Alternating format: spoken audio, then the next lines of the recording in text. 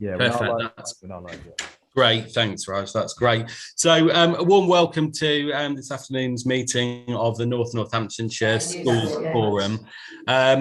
Probably you'll have seen it's a really busy agenda because the principal item of the day is really for decisions on the consultation document that we put before schools. And also, just to begin with, apologies that we had to reschedule this meeting and the difficulties in getting papers from officers for the meeting. I think Anne-Marie and I had a conversation with Paul earlier on in the week, and I think the honest position for this is that when in the splitting of the two local authorities, most of the financial experienced staff went with West Northamptonshire, which has left North Northamptonshire a little short. The really good news is that we have got kind of permanent officers and I think some recruitment on the way. So we have received assurances that we shouldn't be in this position on a regular basis, but that it has been challenging in getting everything together for this meeting.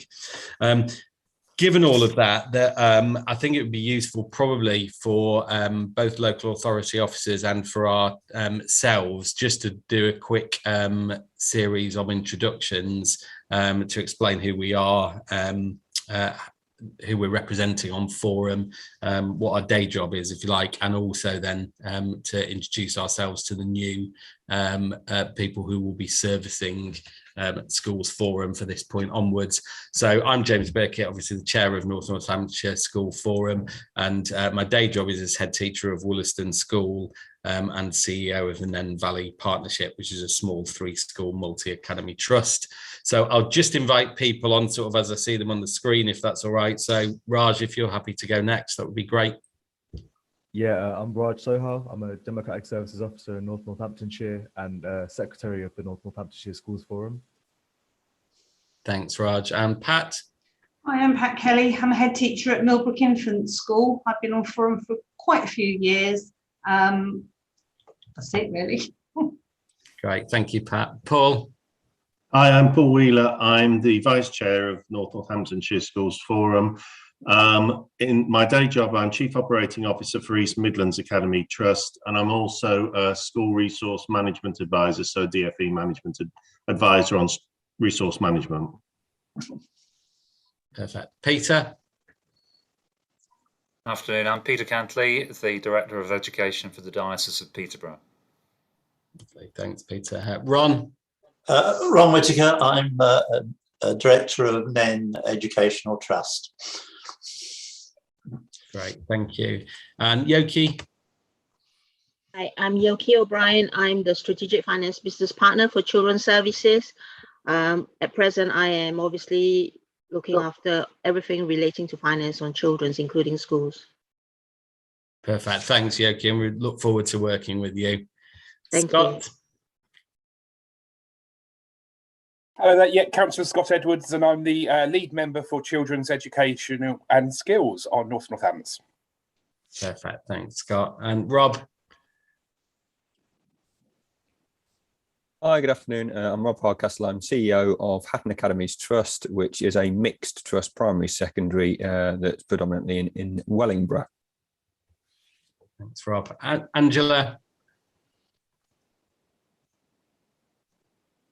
I am Angela Prodger. I'm one of the joint heads of Pengreen Centre in Corby, and my role on Schools Forum is to represent the maintained nursery schools in the north of the county.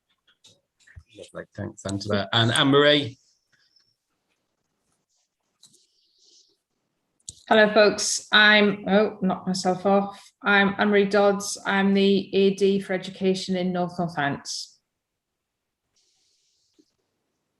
I've lost my place slightly. Siobhan? Hi, I'm Siobhan Hearn, Principal of the Latimer Arts College. I'm on forum representing maintained secondary schools in the county, for which we are the only one. Thank you. Rochelle? Rochelle Wilkins, Regional Officer with the GMB Trade Union. Thanks, Rochelle. And Nikki? Hi, yeah, Nikki Lamond, Executive Principal at Danes Home Infant and Junior Academy, and representing academies for the Greenwood Academy Trust. Thanks, Nikki. Sandra? Hi there, Sandra Appleby, and I represent academies from the David Ross Education Trust. And my day job is head teacher at Greenfields Primary School and Nursery in Kettering, and I hold Regional Director of Primary. Thanks, Sandra. And Kathy? Good afternoon, everybody. Kathy Hadley, Director of Children's Services for both North and West Councils in Northants. Thanks, Kathy. And Chris, you're the grand finale. Afternoon, everyone. Chris Wickens. I'm Head of School Place Planning and School Admissions at NNC.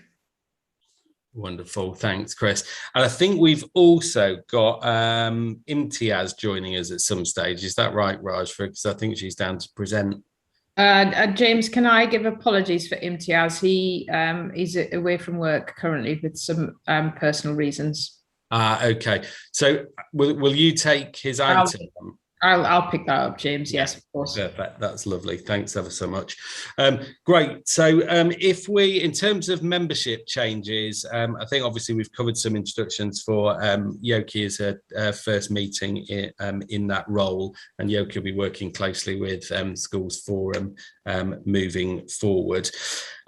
So just on to item, does anybody have any declarations of interest in respect to the current agenda?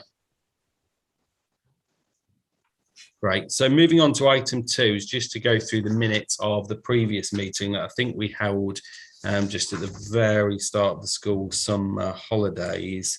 If we do that page by page, so any comments on page 1? The only point I noticed there, Raj, is that I think next to Paul, we should just put in Vice Chair on the attendance list. It would be great. Page 2.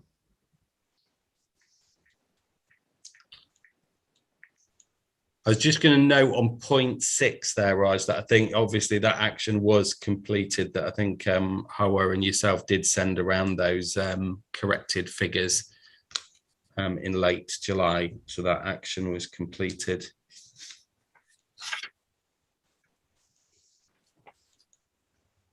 Page 3.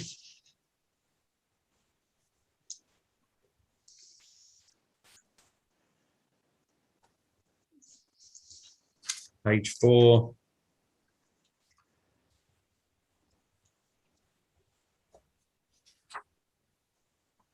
And anything on page 5. Great. So if you could just nod at your screens if you're happy for those minutes to be taken as an accurate record, that would be great. See nods, that's perfect. Thanks, Rod. So item 3 is about the national funding formula for schools, including high needs. And Yoki is going to introduce this report. This is not something that requires a vote on, and I think it is largely for information before we kind of move on to the consultation document. Thank you, Chair. The item before you is basically giving an update of the current, updates on the national funding formula. All the information I want schools to know, I have documented in there. Do you have any questions?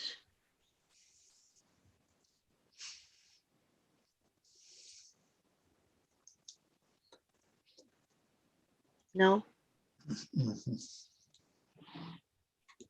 Or do you want me to go through it? I think it's fairly self-explanatory.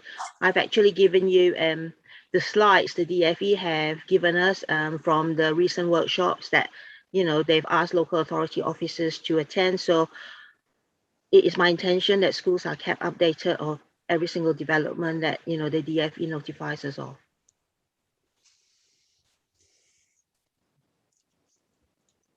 Anyone have any questions? Can I just say, just from a trade union point of view, I never got the documents until quite late yesterday afternoon, and there was obviously 150 pages attached to the email of all the documents. So I haven't really, and I apologise because I've been out and about this morning, I haven't really had a chance to go through any of the documents because they came so late yesterday. I don't know if they came late to everybody else, but they came late to me. So in terms of this, I haven't really had a chance to have a read of it, but I'm assuming, is it the same as what it normally is? It's basically, so in the national funding formula documentation, it's basically all the updates that's happened, on the national funding formula front. It is what the DFE released to, all local authorities back in July. They've given us a provisional estimate of what our schools block and high needs block are, and also the central school services block. Obviously, this figure at the moment is still provisional. It is not confirmed until Christmas time in the December settlement. So once I receive the December settlement, I will take that, a confirmed position to Schools Forum in January. But basically, what this paper does is it sets the scene. It informs you of, the change in rates of the different factors, national funding formula. It also, update Schools Forum of what the DFE intention is in terms of with regards to the, hard national funding formula. At the moment, they went out to consultation recently. I don't know if any of yourselves participated in it. The closing date was, I think, end of September sometime, I think. But they basically asked, local authorities up and down the country, to basically respond to their consultation, basically, and it was open to everybody to have a say in it. In terms of making a decision, we're not asking for Schools Forum to make any decisions today. The only decision we will ask Schools Forum today is, whether you will agree is for your permission to go out to consultation with schools for 4 weeks. We will come back with the results of the consultation to Schools Forum in December, and then Schools Forum will need to make decision for all the different items that's in this bundle of papers. So at this point in time, there is no decision to be made except that, well, basically there's two decisions, and obviously one will be the request of putting in a disapplication request to the DFE, as well as obviously to go out to consultation with schools on this as well. Thank you very much, Yoki, and I will have a look at the paperwork after this meeting. Okay, I mean, you're very welcome to obviously submit a response as well as part of the consultation. Thank you. Can I just, on your behalf, Rochelle, can I just check with Raj, is there a reason why Rochelle didn't get the papers until yesterday? Because they were available last week. Yeah, I was going to come in there. I was only actually informed yesterday morning that Rochelle would be attending, or that a trade union rep will be attending. I was told that it would be Richard Poole, so unfortunately I only sent him papers, but no, going forward I'll ensure that you get the papers at least a week in advance. Sorry about that, I only found out myself yesterday. It's okay, thank you, Raj, thank you. Yeah, I think that probably is worth noting that one of the reasons we moved back the meeting is to make sure that papers were available a week in advance of the meeting. So apologies that you didn't receive those in advance. That wouldn't be the standard way of operating, because I think a day's notice is probably too short a time to read 150 pages worth of information. And I think just on the overall questions, test my understanding on this item, Yoki, is that this is essentially the national funding formula, which is the way in which central government have decided that schools will be funded, or the schools block will be funded, and then Forum's decision is basically what to do within the flexibilities that they have for that national context, and that is kind of the items for the consultation document for how they apply that overall picture. At present, we still operate under what we call the soft funding formula. So the local schools forum still have, the ability to obviously influence and how we draw our formula for the next financial year. Going forward, obviously, when the government implement the hard funding formula, then the DFE will tell us how, we should, fund schools. At present, I've tried as much as possible to move towards the national funding formula target. What I've done is I've used the national funding formula rates for each of the factors. I've also uplifted each of the factors by our area cost adjustment that's, relative to, that is, relates to Northamptonshire.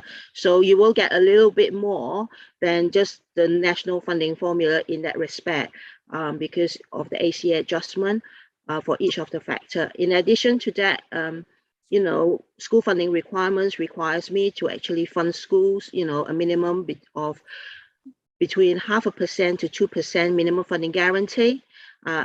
In my consultation papers with yourselves, which I'll move on to the next item if you don't mind, this is where, I've modeled, I've given schools two options. I have basically given, on both options, I have modeled a maximum minimum funding guarantee I can give you, which is 2%. The only difference is option 1 is where I have modeled it based on assuming we will transfer 0.5% of schools block to high needs block as we have done in previous years. The second option, option B, is where we will transfer more than 0.5%. Now, to do this, we will require, number 1, schools consent, number 2, schools form consent, number 3, we will also require the Secretary of State consent before we can do that. And reasons why we're asking schools for this, Anne-Marie will clarify later. But that's what I've done. I've basically tried to maximize every single school's allocation up to 2% minimum funding guarantee. Yeah, perfect. Thanks, Yuki. So just before we move on to that, and I want to just give a bit of context about the consultation in a second, is does anybody have any questions on that first kind of that set of information about the national funding formula? Great. So if we move on to the next agenda item, and Anne-Marie, myself, and Paul and Raj had a quick conversation earlier this week, and there is the vote that we are going to take at Forum today is not actually on the nature of the proposals themselves, but whether or not the consultation should be put to schools in Northamptonshire. So what we are voting on is approval for the consultation document. It is not to kind of give our view or approval on any particular option at this meeting. That will follow in the December meeting once we have all of the outcomes from the consultation. And probably the second point to note is we're proposing that we move that vote to the end of the agenda so that officers can go through kind of section by section the questions that are in the consultation document. We can gain an understanding of what it is precisely that is being proposed and what is being asked to be consulted upon. And then I thought it made more sense to vote on that once we've had every single item discussed as a composite at the end, rather than do it the other way around and vote first and then hear the detail. So that's the way we'll proceed if members are happy with that. So I think it's over to Anne-Marie first of all, really, just to kind of introduce the consultation document. Thanks, Chair. So Yuki has started with the introduction. I think I'm going to leave the technical financial explanation to Yuki because she can do it infinitely better than I can. But what I'm happy to do is talk about the context and the reasoning behind it. So Yuki will do the technical issues just done, but essentially the consultation document, which we'll vote on whether we will, whether colleagues are happy to consult using the document at the end of the meeting, will cover all of the detail that we've got in the papers today and all of the decisions that need to be made. To be absolutely clear, it's a genuine consultation. We are not prejudging or preempting any decisions on there. Different decisions through that document will require additional and supplementary pieces of work depending on the outcome of the consultation. But this is a starting point. colleagues who have been on Schools Forum, either previously in county or in any other local authority, will understand and appreciate that at this time of year, every year, there is always a consultation on the next steps and how that funding is arranged. So this is not a new thing. It's not a consultation that we are determining because we're in Northamptonshire Council. It's standard operating practice in line with the DFE requirements about how we make decisions about our schools' budgets. So there will be a familiarity in terms of the process that they're going through, but obviously there is the shift in the detail that we're consulting on, which is hence the consultation. So if I might, Chair, if I hand over to Yoki to talk about the technical financial elements of the proposals, and then I'll pick up the context and answer any questions as we go through, if that's okay. Yeah, thank you, Anne-Marie. Perfect. Thank you, Anne-Marie. So basically, the funding paper before you, what I've done is I've set the scene for you. Okay, what I've done there is I've set out what our DSG allocation is at present for 21-22 as at July, and then I've also set out the provisional national funding formula figures that the DFE have, let us, to believe, that we can expect in our coming settlement for schools block, high needs block and central school services block. You will see that in table 1 of my document. Table 2. Table 1 actually states that it states the school forum powers, where basically officers will work on any potential formula change, and what we hope to do, we will bring before school, we will propose it to Schools Forum as a local authority. And Schools Forum will then be consulted, and obviously having gone out to schools to consult, Schools Forum will then come back and vote in December, as we mentioned earlier.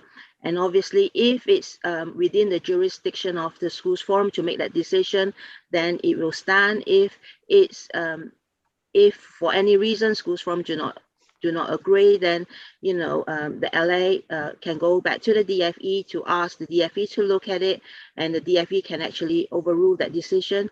Also, if we're seeking to say increase to move more than 0.5% from schools block to central school service to any other blocks in DSG, we will need the Secretary of State approval. So we will need to put in a disapplication request to the DFE by mid-November this month. So either way, we will, if Schools Forum agree for us to go out to consult on that 1.31% going forward, we will need to put a disapplication request into the DFE for, asking for permission to do so. Table 2 lists obviously our funding and our coming funding, what it is, and the changes. So for schools block, we are hoping to get an extra 5.5 million, which is an increase of 2.28%. Now, this is obviously very much dependent upon the pupil numbers based on the October 2021 census. These figures have been these figures are based on the October 2020 census. This applies to, all schools block, central school services block, and high needs block. So all the DFE have done in terms of increasing our funding, they're all listed under schools block funding, so you can read it for yourself. And obviously, in going forward, the changes, so some of the changes that DFE have made, they've changed things that relates to sparsity factor, for example, which is in 3.8 of the paper. And obviously, they also have changed the way, I think there's another change as well. They've changed the data set, I think.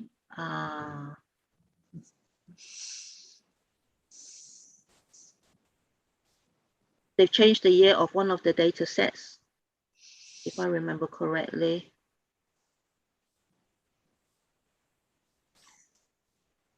It's in there. I can't find it off the top of my head. I think they've changed the way they measure. Instead instead of measuring, for the sparsity, you will receive it based on, they will move to the use of road distances instead of straight line distances when measuring a school's remoteness. They've increased, they've also changed something else, I'm sure. They're changing the way they collect rates as well. So at present, schools get given a figure for rates in your budgets, but from next year onwards, the DFE is proposing for rates. The DFE is proposing to pay the rates for schools, and so they will issue further guidance, I think, nearer when they give us our December settlement. In this paper, what I've also listed the change in our central school services block. There has been a 20% year-on-year reduction on our historical commitments. So our funding for central school services block have gone down. Those are the key changes.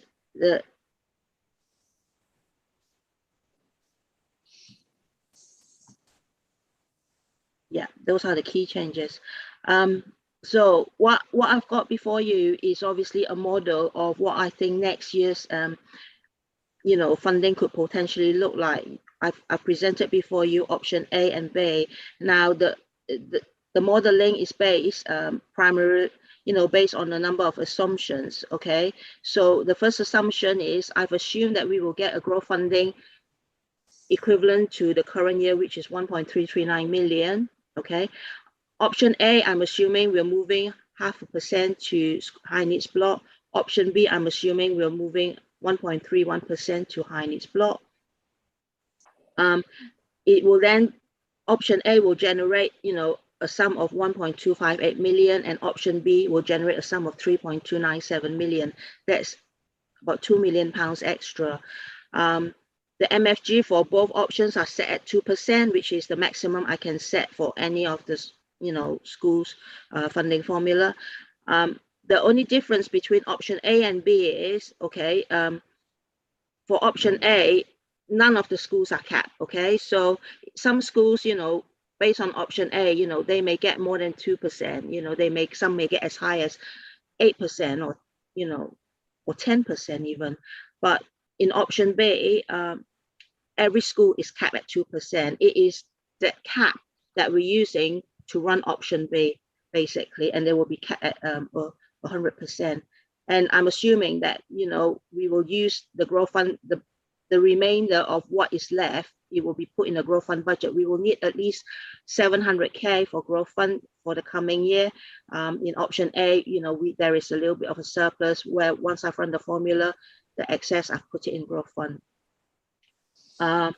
In table 6, you can also see, the differences between national funding formula notional budget and option A and option B budget, the differences in schools, how much budget they will get between the three of them.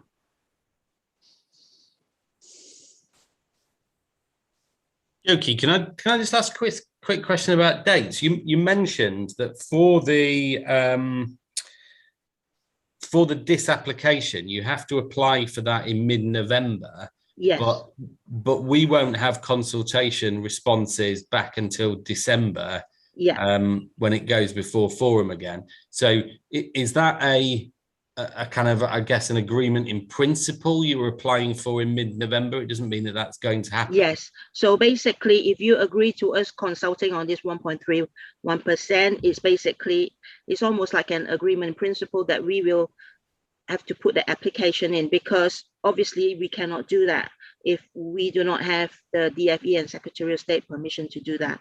So we will put the application in. If they come back and say, no, you cannot do that, then obviously we cannot even run with option B, even if the schools and schools forums to run with option A. Yeah, thank you. We will know in January. Any other questions for either Yoki or Anne-Marie? Appendix B will obviously set out all the different, values that each individual school will get. I mean, it's easy to see why we will want to just get, choose the value that's highest to our own our own individual school.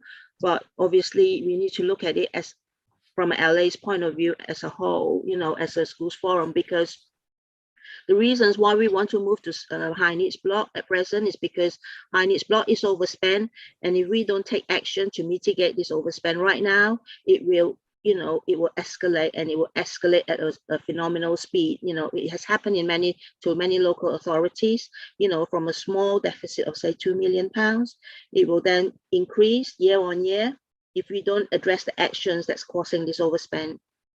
So, you know, if we're not careful, within 3 years, you know, we will be in a very different place to what you see now. James, can we ask a question now? Yeah, I couldn't find a thing to put yeah. my hand up, but you've just, Yoki, probably hit the nail on the head there, which is this could spiral into a larger deficit in coming years if some key actions aren't taken. I think probably most schools in the consultation would want to have an outline, a clear outline of what those key actions are to ensure that it doesn't spiral. Because what you're asking them to do is you're asking them to pay a higher percentage of the finance they get into the schools block through into the high needs block. But you're saying that there is a risk, an ongoing risk of that continuing to spiral. And I think it's a difficult sell to schools if you're going to say to them, we're going to ask for this additional increase for 22-23, but then it may continue to spiral and we may come back the following year and ask for an additional increase again. And I think schools would need to be really clear about what are the two or three key things that need to be done in order to stem that potential increase, year-on-year increase in the deficit in the high needs block. And I don't think most schools are particularly I don't think they understand that at the moment, and I think they probably do need to have a feel for that before they will perhaps see the reason of an increase from, instead of 0.5 but to 1.31. Could I come in, James? Is that all right? Yeah.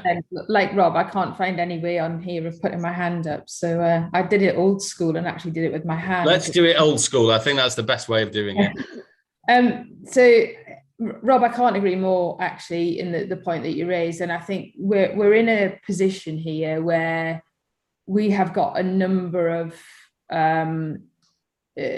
challenges running in parallel. So we've got obviously the financial challenge and the issues that we're discussing today, which is, you know, it's fairly black and white because it's numbers and it's on a piece of paper. I think fundamentally what's sitting underneath that is a much more complex and a much more complicated answer in terms of a fix. For SEND and the wider SEND, I'm sure that you appreciate as well as I do that that's a whole system approach that needs to fix this. And actually, we can say what are the 1 or 2 or 3 potential key actions that we're going to look at to deliver this. And actually, we can't. It's more than that. Some of the measures that we've taken in the local authority in the time that I've been here is we've first of all set up a SEND accountability board. The local authority have never had a SEND accountability board before. What that is doing is bringing all of our key partners together to look at all of the work that we do on SEND. So it's not just about education, health and care plans. It's not just about SEND support in schools. You know, it's everything. It's about the available to therapies from our health colleagues. It's about the early intervention and prevention of some of our children. It's about the availability of support or the availability of therapy or the sufficiency of school places. It's about how transparent we are in terms of allocating children in different parts of the system. So, you know, coming into the local authority new in April, as I did, you could see from our data on education, health and care plans, for example, that our children potentially weren't in the right part of the system. We had fewer numbers of children on education, health and care plans across the system than our statistical neighbours. However, we had higher numbers of children on education, health and care plans in specialist provision. So it doesn't take a genius to work out that actually there's something not quite right about those numbers, because it would suggest that our plans are too too low and our numbers in specialist provision are too high. So there's been a lot of questions asked over the last 3 or 4 months about, are our children in the right part of the system? How are we allocating funding?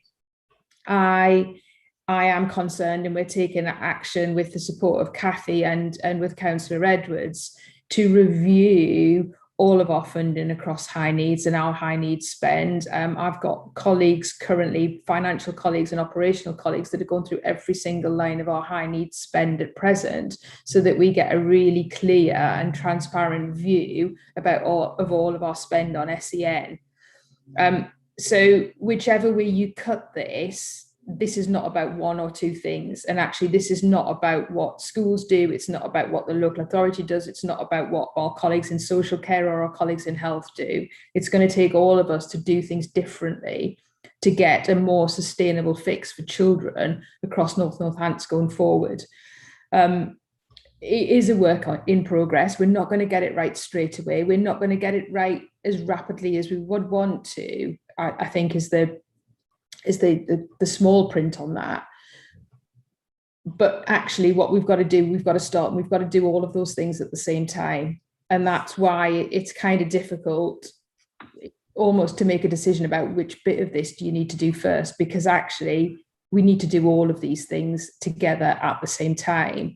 So we're making decisions potentially on the finance today that aren't clear about, well, is the process and is the operation of SEND services going to align itself to the decisions that we're making on finance? And actually, we've got to go with a best endeavour approach here, really, to try and get to that position, understanding the evidence that we've got and where we're trying to get to. Colleagues around the room, and certainly colleagues across schools as well, might look on this and might look at colleagues in other local authorities. Yoki has named them. You know, once the high need spend starts to increase, it goes exponentially and it goes out of control. And there are some authorities who have taken risky decisions, I think one might say, and allowed that to escalate out of control. But we don't know what the government's answer is going to be further down the line to that spend in terms of high needs block. So we could sit back on our laurels and say we're going to do nothing because other local authorities have done nothing. They're carrying deficits which are significant. You know, just in context, I came from Haringey, having spent 6 months there before I came into North Northampton. Their numbers on education, health and care plans are broadly similar to our numbers. And they've got a 16 million deficit on their high needs block. That was expected to be 32 million this year. So it's going up 50%. And if we get into that rhythm, it's really difficult to bring it back. We will need to submit a deficit recovery plan to the Secretary of State on our high needs block if those numbers start to go up. And then we will have to look at all elements of our spend and all elements of our decision making and how we've got to the position that we're in. So there are no easy decisions on this. I think we can take a position where we're kicking the can down the road, but actually the can's not going to disappear just because we've kicked it a little bit further down the road. So I think my personal view on this, I think, is if we defer some of these difficult decisions at this time, which we absolutely can, if we defer them now, they're not going to go away. And they're potentially even bigger decisions in 12 months' time, because we're going to keep coming back here and having a decision, not about 2.4 million raising deficit, but it will be a greater deficit and a greater deficit. So, you know, when James and Paul and I met earlier in the week, we had this discussion, and the nature and the scale of the challenge. We could do a couple of things now. We could look at that SEND accountability board. We could look at maybe cluster-based models. We could look at how we're managing our SEND. We could look about our specialist placement. We can look about how we're working with SEND support in school. I know I had a conversation yesterday. The numbers of our children that we're recognising on SEND support in school, again, is low. So is there something different that we need to be doing there? And how can we facilitate better quality early intervention, which will be lower cost than children on education, health and care plans? So we've got to we're in a position where we have to explore all options, and actually from a Secretary of State perspective we need to be seen to be exploring all options or not, but the problem's not going to go away. I don't know whether that's helpful or not, Rob, to be honest, but that's kind of how I see it, I guess.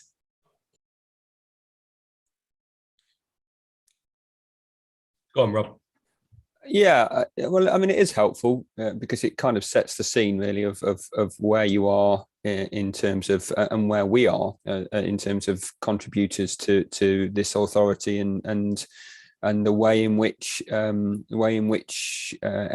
is both organised and financed, and so yeah, it is useful. I don't think anybody is certainly suggesting. I don't think anyone's suggesting that we are that we don't underestimate the problem, and I think everybody realizes there is a problem. And anybody that you talk to, whether it comes from somebody who's a teaching assistant in a classroom right through to somebody who is overseeing or part of a central services team in a multi-academy trust, knows there is a problem. I think the thing that probably most people would say is that they're unlikely to say, I'm wholeheartedly going to go for an option like option B that you set out if they don't see any light at the end of the tunnel. Now, I'm not being critical of anybody for that, because it's difficult to reach light at the end of the tunnel, but I don't see that people will think there is light at the end of the tunnel at the moment, and therefore they're unlikely to want to move towards something if they don't know where they're going with it. So I know that's quite general. I know, I recognise that, but I think it's just a point to make, and that's not to be critical of anybody. I just think that's just basically the way it is at the moment. But you obviously want to know whether a consultation is a good idea. I think it is a good idea, and then you'll generate quite a wide range of views for Schools Forum to consider at the next meeting. So, I mean, I just listening to that discussion, I wonder if it is worth putting something just as a paragraph on the consultation document that talks about system reform, and to say that, you're right, it may not be able to outline in detail, actually, this is what's going to happen over the next 12, 18-month period. But what it may be able to say is a recognition of that issue in high needs, and then that actually what the local authority are keen to do is to grapple with that. Because I think what Rob's alluding to is the fact that, what many schools feel is that we're being asked to contribute more and more to a service that isn't as effective as it ought to be in servicing the needs of children.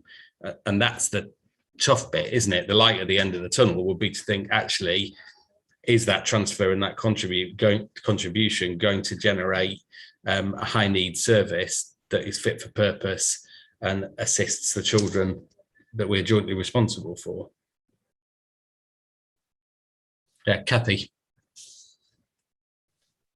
Thank you. Thank you, Chair. I think this is a really good debate, and I think it's really good to feel that there is some support in the system of the approach that we are taking, not in terms of the finances, but in terms of the structure that Anne-Marie's outlining. I think it's fair to say there is no silver bullet. And it is a system leadership, and it is a system-wide issue that we need to work together to manage. I think it's quite a good point in terms of, well, how do you get a sense of that if you're somebody just with a consultation paper? You're not somebody who's sitting on Schools Forum as part of this debate. And the SEND Accountability Board, etc., needs to ensure that people do become part of that wider debate, and they will. And so part of the SEND Accountability Board will be is, well, how are we communicating with the system? Now, there are some representatives from schools on that accountability board, but it's also about how do we communicate the work that we're doing out to the wider group, so everybody understands what it is we're trying to achieve, and the issues that we have. And so I think we have to think along those lines to make people understand what it is that we're trying to do, because it isn't a problem with the high needs block.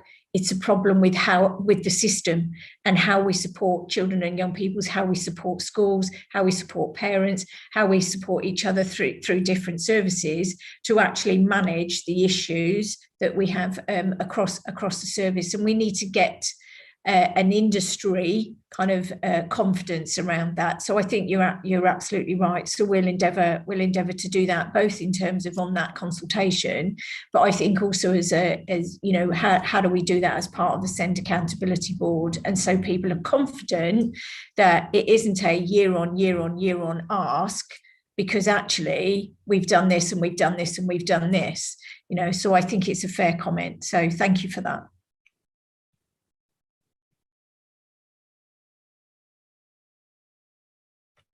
Perfect. Any other questions? Shall we move on to the next item, which I think, Marie, is you again for particularly the specifics of the outreach services? Thanks, Chair. So outreach services, just make sure I've got the right paper in front of me. So essentially with the ELE commissioned outreach services, the services that we're talking about for colleagues are essentially the sensory impairment service and the specialist support services. Those services have been and are funded currently by the local authority. And if we were to follow to the letter of law the DFE guidance on them, we could and would and should be asking for contribution from schools for those services. Now, historically, for whatever reason, those discussions, to my knowledge, and I'm happy to be corrected by colleagues who've been around it for longer than I, previously and historically, I don't believe that Northamptonshire County Council requested that schools pay for those services directly, either through a top slice or either through a contribution for those services at the point of use. So one of the things that we would like to consult on are basically three options. And those three options, option one is that schools would purchase those services on a per pupil rate, which is similar to the school effectiveness paper and the SIG that you've had previously, where we make decisions that are based on per pupil. The second part of it is I think, Tony, I've got feedback from your mic, thanks. The second part of it would be the formula application, and that would be that we would essentially take the cost of running those services from that 1.3%. So it wouldn't be an additional cost to the schools, but it would be taken as part of that 1.3, and the residual funding then from that would go into the high needs block. And a third option, of course, is a wholly traded service. Probably in terms of understanding what that might look like, it would be in line with the type of approach that you experience now with SLAs, for example, with the educational psychology service. So there would be a menu, there would be an offer, and then we would trade with schools, we being the local authority would trade with schools about what they wanted to purchase and what the cost of those services were. You can see that there isn't an option there that is continue doing what we're doing currently, and in part that is around the financial pressure that are on to run those services as they stand. Again, you know, conversations that I had with James and Paul earlier in the week, there aren't any easy decisions at the minute. But what we want to do is we want to understand better how we fund, run, manage those services. Picking up on the point that, you know, the points that we've just discussed, it's not a straightforward answer. You know, we're asked, there's a question here, this is largely around work it's not statutory work that we're talking about here. It's not always children that are on education, health and care plans. This is about early intervention and prevention.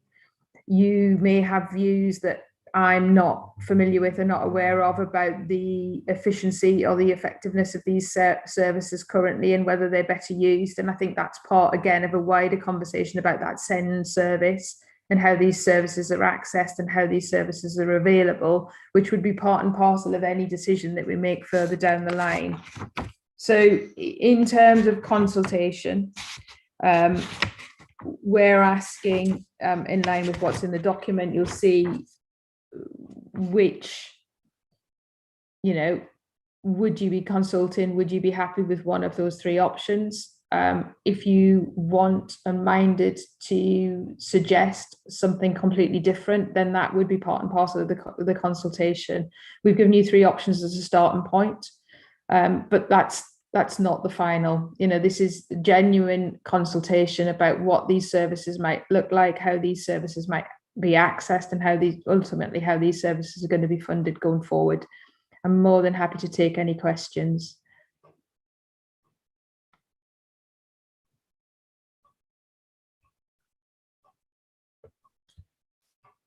Just a thought, Anne-Marie, on that. If this was funded from the 1.31%, what are the chances of that ever being unwound? Because if that then becomes the funding model, then presumably that would rely on an ongoing commitment for additional funding. Or would the aim be that in the fullness of time that additional transfer would not be required? I think it's potentially both of those, actually, James. We don't know what the future settlements are going to be like. We don't know where we're going to get to in terms of further award around SEN and around the services. We don't know what the green paper, is going to say currently. We don't know what that shift towards education, health and care plans, and whether that next green paper is going to be as significant as the reforms in 2014. There is a rumour as well that the notional SEND budget, and love or hate the words notional SEND budget, and I know people have very strong views, some people don't have a view at all, others have very strong views about notional SEND budget and what that actually means and whether it's appropriate. There is some talk about that raising to a level of £10,000 and going to schools as opposed to the 6,000 now. Now, again, if that should be the case, we're having a very different conversation with schools about access to services and who's funding those services, because the expectation then would be for every child, you would be demonstrating, or a school would be demonstrating, how that the level of specialist service to that child was at a cost greater than £10,000 before they were coming back to the service. How we then fund within that early intervention and prevention activity, and who is funding that. For those of you that are familiar with social care services, I think, and local authorities that have had early intervention and prevention, and then local authorities who have lost early intervention and prevention, and the pressure it places on the system further down the line, will be familiar. It's a similar argument, but now we're in that space having those discussions about our children that have got special educational needs and how we best address them. It's always cheaper for us to address them in an early intervention and prevention fashion, if you like, but when it's not statutory, the money is not readily available or readily pinpoint.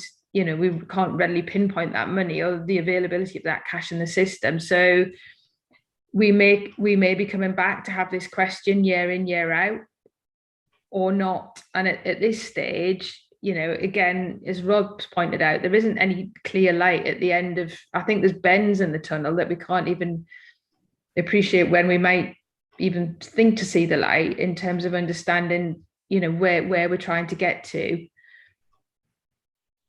I think I made that worse, not better, didn't I, James?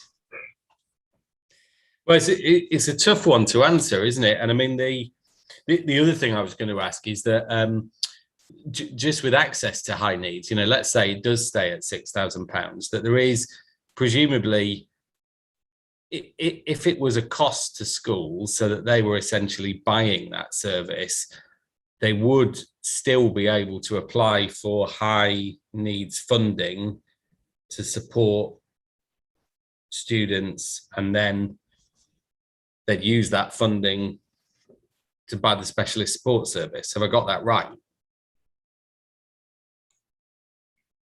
I think we will be in a position where we would be asking schools to demonstrate what provision is already being provided and what provision above that threshold for £600,000, not 600,000, happy days. Yeah. Above £6,000, what that cost is, and that would be a level of high needs funding. But again, you know, like the rest of the system, we've got to do some work on high needs funding and access to high needs funding and what the criteria are that are attached to that, because at the minute head teachers are telling me that that's not clear, and I agree with them. So that's also a system that's under review at present. Mm-hmm. Yeah. Okay. There's a question from Sandra on the chat. I don't know if you want me to read that out, Sandra, or you want to explain that, and I see Kathy's responding. It's fine. I mean, yes, thank you, Kathy. I appreciate that this collective, and yes, there's systems that probably are not effectively meeting the needs of our most vulnerable students and young people across our local authority. I suppose what occurs to me is that we're being asked basically to put our already vulnerable students who might have visual impairment, hearing impairment, you know, those who need those specialist services at greater vulnerability, because we are going to be asking schools now who's going to be quality assuring that schools are taking that responsibility on. And actually, you know, applying their already completely strained budgets to the right areas, you know. And I'm coming from a primary perspective, you know, fundamentally, and actually in the early years, that's where we find it most difficult to source funding. And actually, it's at the early stages you're talking about, you know, early intervention. These are the further barriers for early settings and primary schools, I think, to be able to access the right level of support for our most vulnerable children.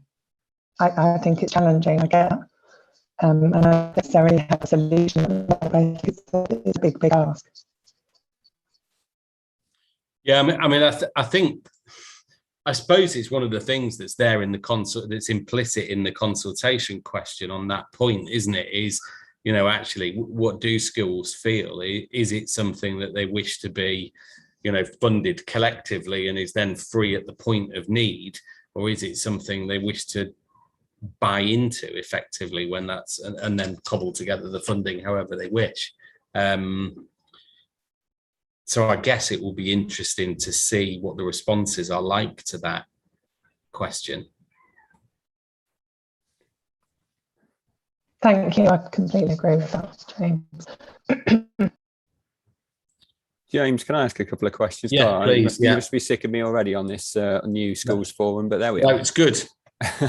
Okay, a couple of questions. One is, my understanding was, and when I was in a previous role as a head teacher, I was always charged by the Visual Impairment Service for their services that they provided. But I thought, Anne-Marie, you said that schools weren't charged by the Visual or by the Specialist Impairment Service. I know as a head teacher, I was always charged when I used the Visual Impairment Service. So I'm not sure on saying that schools aren't charged for that service right now. Is that your understanding? Is that a school within we're talking a few years ago now. It was a school within Northamptonshire. As far as I'm aware, and Kathy may be able to come in there, as far as I'm aware, in the last couple of years, we haven't been charging schools for use of the service. The only reason I know that is because I used the service for two children actually within the school that I was head at. And then they didn't charge me for 18 months, and they charged me just before the end of the financial year, which put us in a tricky financial position. So I knew we were charged for it at that point. So I'm surprised. I wasn't aware that situation had changed over the last couple of years. But you know, obviously that's, you know, so there was a point, I'm fairly sure, where there was income going into the impairment service from schools where they needed that service to make sure that they were meeting the needs of those children. Anyway, maybe that has changed over the last couple of years. The second question I've got is regarding the costs, because in the paper you set out a cost of 2.3 million for the service. Now, you then also talk about the high needs block carrying a deficit of 2.4 million for 2020-2021, and you also mentioned the fact that the council has supports this service through its general fund. Do you have a breakdown of how much of that service is paid for through the council general fund and how much is paid for through the high needs block? I would have to defer to my colleague Yoki for the financial detail on that, Rob, if I could.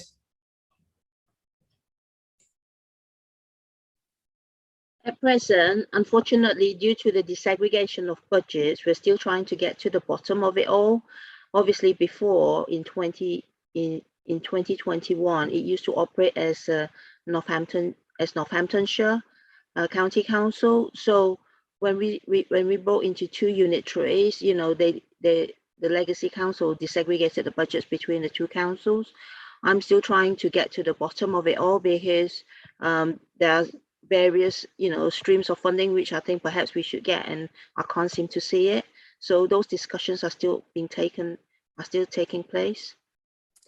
Okay, because again, I kind of talked about light and transparency before, but it's clear in your paper on paragraph 2.3 that the council, and I'm assuming we're talking Northamptonshire Council, Yeah. without knowing how much of that 2.3 million a year it funds, has decided to cease funding it from the general fund.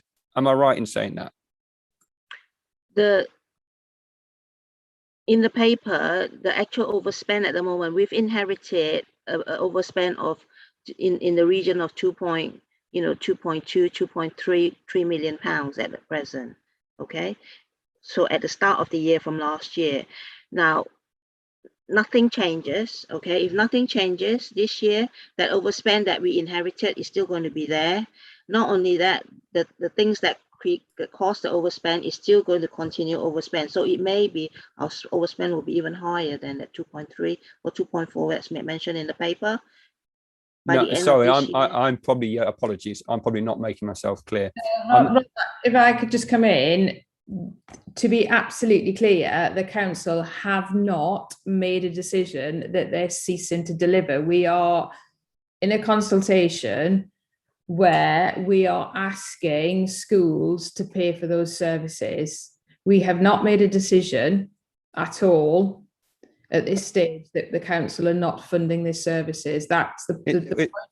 But it says on point 2, the focus of this report is the council's intention to cease funding specialist services through a combination of general fund and high needs block. A combination, yeah. Okay.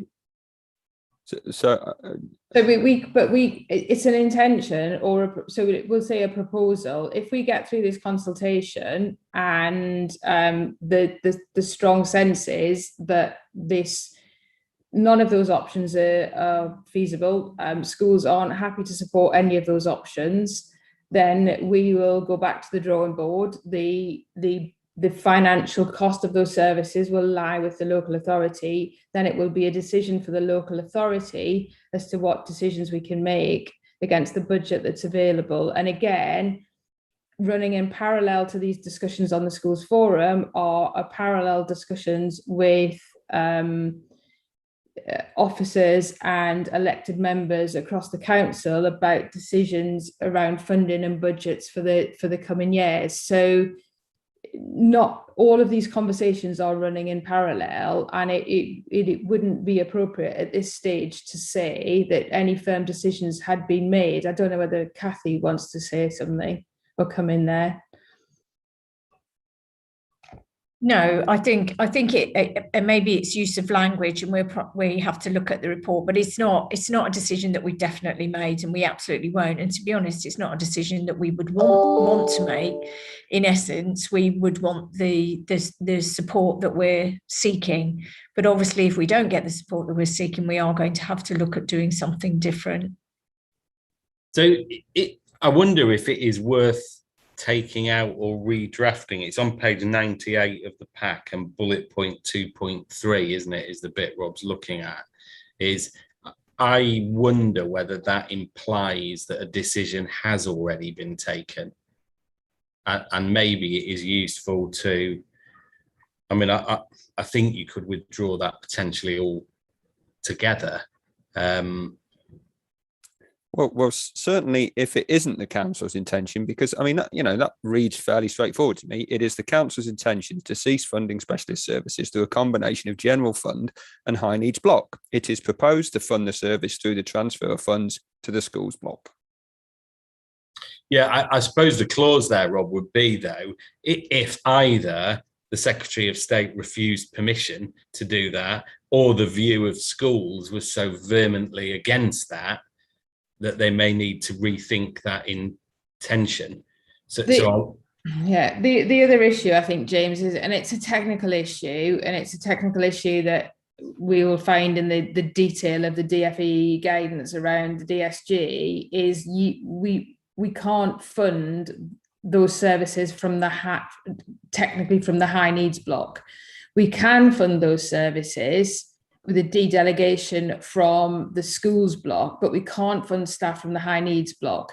Historically, the local authority or the schools forum have contributed from the high needs block to those services, but we can't do that.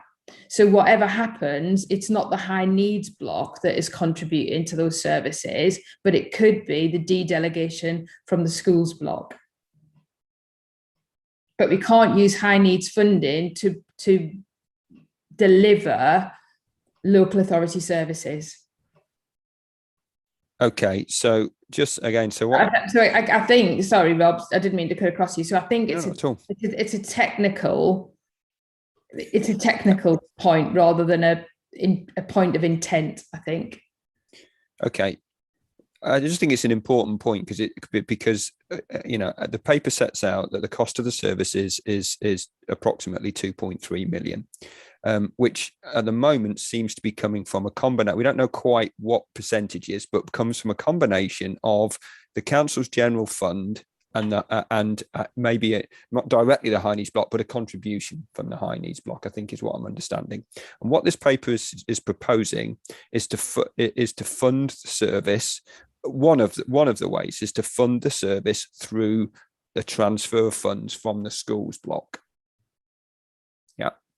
Okay, and that is something that hasn't happened before because it's been a combination of the council's general fund and then a contribution from the high needs block. Yeah. Okay, so that is something new, and I think that's.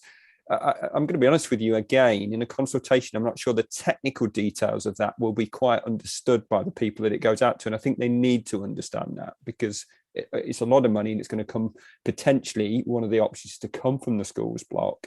And then and pay for that service, which is a draw upon that block that wasn't there before. So I just think people need to be aware of that if they're then going to go if they're going to be consulted. I think it's helpful. It's a really helpful conversation, Rob, and I think we forget when we're dealing with it day in day out that the technical detail can be simplified. But I will ensure that should we agree to consult that the detail of that and the composition of the funding at present is more clear.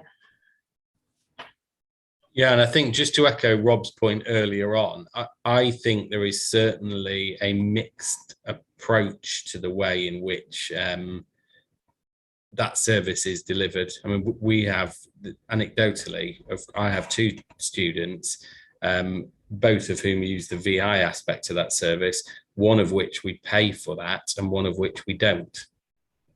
And I've never been able to find out why. But I suspect there must be some income into that service from schools buying in. Well, there's certainly some income from us.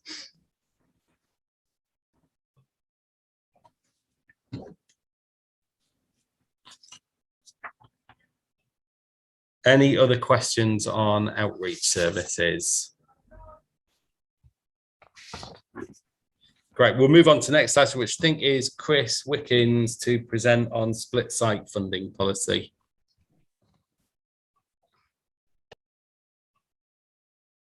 I do not believe that is me, James. I've got the pupil growth fund, which is a little bit later on in the agenda. You've got both, Chris. I think. Or is it? It's the tyranny of paperwork, Chris, if it says your name on the sheet. No, it's got my name on it. I thought it was Chris as well, as Yoki did. Oh, no, I've got it. Okay. Chris can talk to you about the split site policy, though, can't you, Chris? In a word and in any meaningful sense, I'll have to hold my hands up and say no, having not drafted the paper, I'm afraid. Okay, so essentially this policy then is around a proposed split site policy.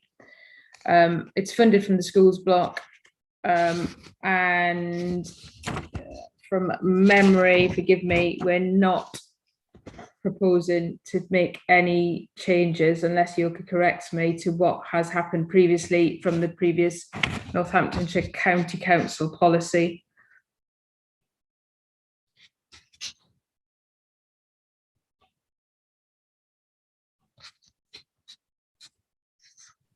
And it will be in terms of the consultation, colleagues, the detail is in the consultation document.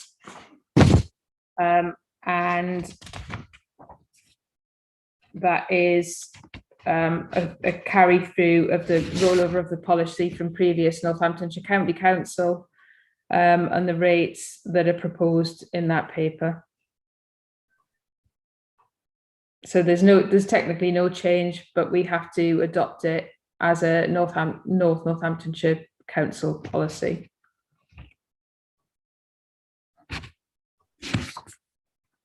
Yoki, I can see your hand raised there. Yes, basically, Chair, it's the split site policy. So under the national funding formula, there is no split site as one of the factors. But what we can have as a local authority, whilst it's still on the soft funding formula, is that we do have a split site policy where we will give a school with split site based on the criteria, additional amount of money to that particular school from the overall pot when working out the school's funding formula. This paper basically is asking Schools Forum whether you wish to continue that practice of how it used to happen historically under Northamptonshire County Council, and obviously has been done for this year's budget as well by my predecessors.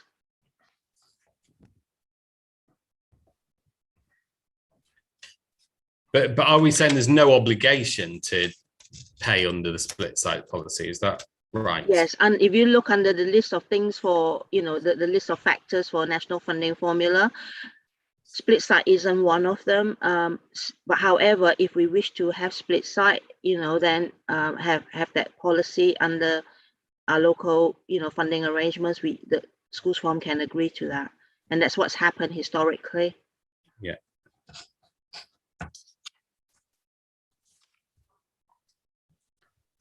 Anything else on that item, split sites? Okay, Chris, I think it really is you this time. Yeah, and happily I do know a little bit about this one. So we intend to go out and consult on the establishment of a pupil growth fund. The pupil growth fund is the mechanism by which any local authority provides revenue funding to schools to employ the necessary staff to allow for the provision of new school places. That could be either via a permanent expansion, the establishment of a new school, or the provision of temporary bulge capacity. And the pupil growth fund is absolutely key in ensuring that North Northamptonshire Council can fulfil its statutory obligation of providing a sufficiency of school places. The pupil growth fund is funded from the schools block of the dedicated schools grant, so it's top slice from all school budgets, before the remainder is distributed to all mainstream primary, secondary schools and academies.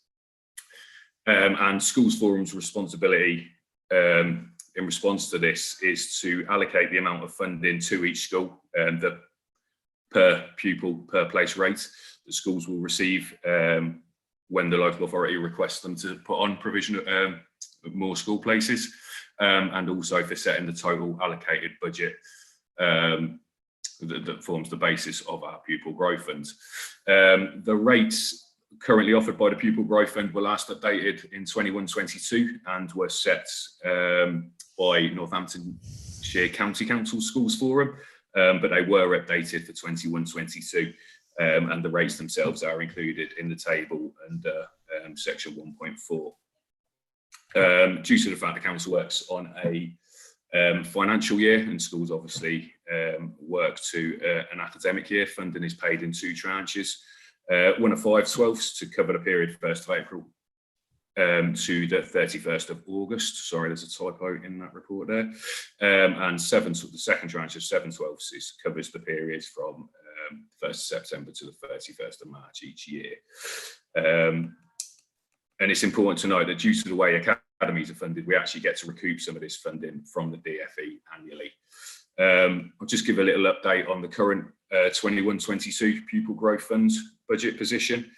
The budget was set by NNC's Shadow School Forum last October, I believe it was, and the budget was set at £700,000. We've made payments totaling 1.08 million to schools to support growth across the Northamptonshire area in the current academic year, and we'll be recouping just over 400,000 of that. So we're currently predicting a small underspend of just over £30,000.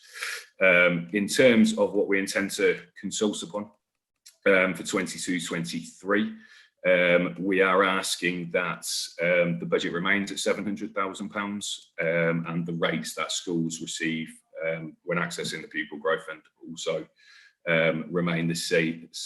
And the table in section 3.1 of the report shows it is a forecast of where we will spend that money. Some of this relates to permanent expansions and will already form part of school budgets.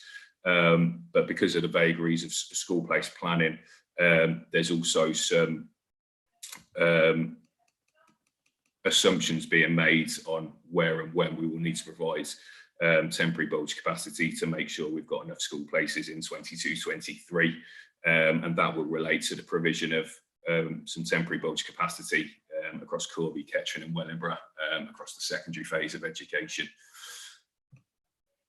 Yeah, but in a nutshell, with the recoupment, we're expecting another small underspend in 22-23 if the budget is set at £700,000. At the moment, we're calculating that about £71,000, although we are very tight capacity-wise in certain year groups. We're very close to running out of year 9 places in Wellingborough, so it may be that I'll be knocking on some schools' door, offering them money from this Pupil Growth Fund to put on some additional year 9 places over the course of the 22-23 academic year. But in a nutshell, that's what we're intending to consult upon. I'm happy to answer any questions.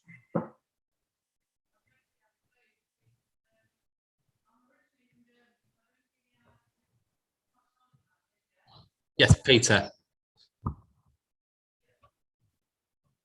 Chris, could I just ask, in terms of the new schools being established through the free school presumption route, what sort of proportion of the Pupil Growth Fund might be attached to providing a pre-opening grant to support the work being done in the year leading up to a new school opening? And what proportion of that funding might the local authority reasonably expect to be able to recoup from the DFE at a later date?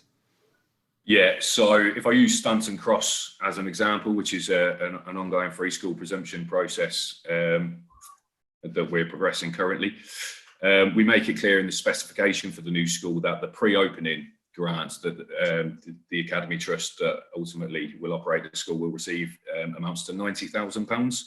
And that's to cover the cost of a head teacher, a business manager, certain other key members of staff, and some of your other costs establishing your IT infrastructure and other systems. So that covers the period April to the 31st of August prior to the school opening. So that's £90,000. if costs were to increase, we could look at increasing that slightly, because Schools Forum do not or have not previously set a figure for pre-opening costs for new schools. And then if it's a primary school we're opening, all schools, new schools will receive the primary rates as that put in the report at a shade under £55,000 each year until the school reaches maturity to support its growth. So your initial reception cohort, you'll get £55,000 from the Pupil Growth Fund for 7 years till that reception cohort has left at the end of year 6. But yeah, in terms of the recoupment from the DFE, I don't believe, Yoki, you can step in here if I'm wrong, in terms of pre-opening costs, we're not allowed to recoup those. So if we're funding growth in an existing school at an academy, we can recoup those, but pre-opening costs are not included within that recoupment allocation.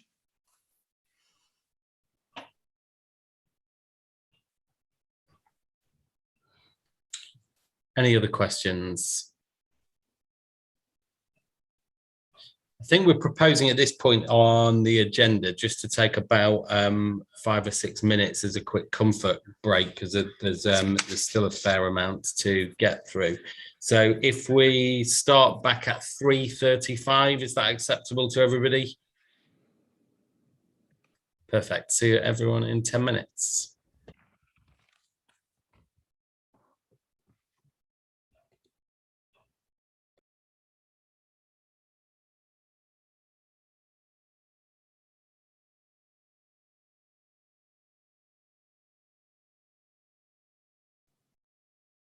Hiya, Richard. Hello, mate. How you doing? I'm all right. They've just taken 5-10 minutes for a comfort break. Yeah. 3:35 back again. That's fine. What agenda item are they on at the minute? Pupil Growth Fund.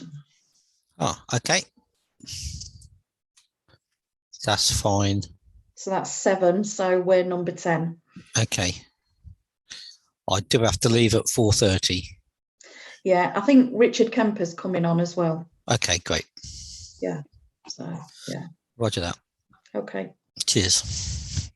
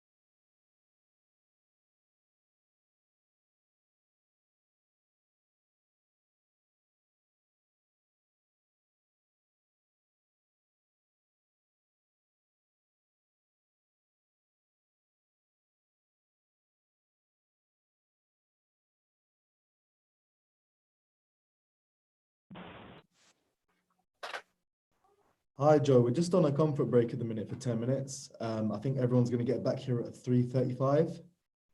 So just let you know.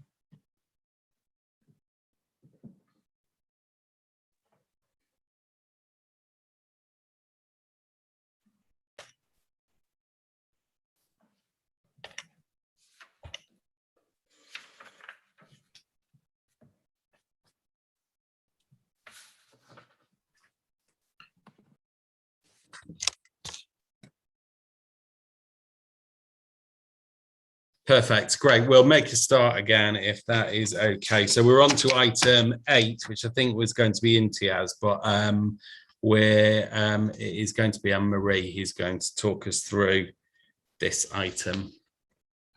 Thanks, Chair.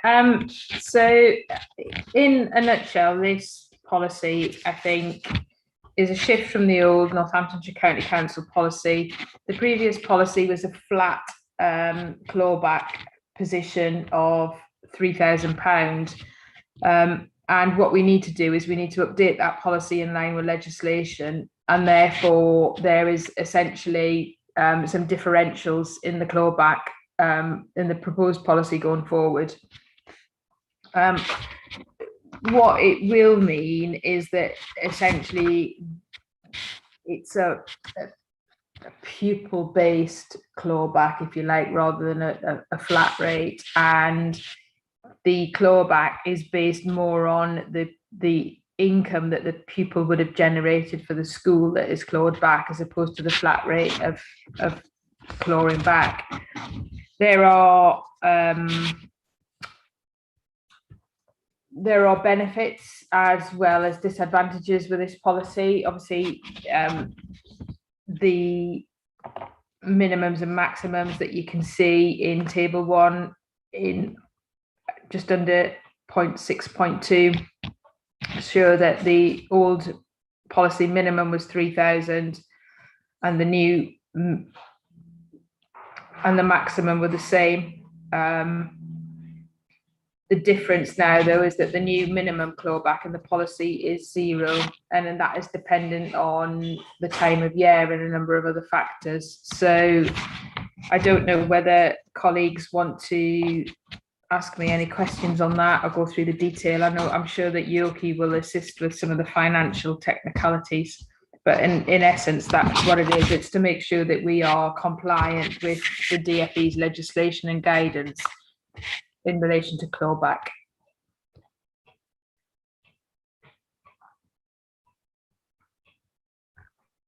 I've just got a question on the minimum. I was a bit confused how the new policy minimum could be 0. In what circumstances a permanent exclusion could result in a 0 clawback?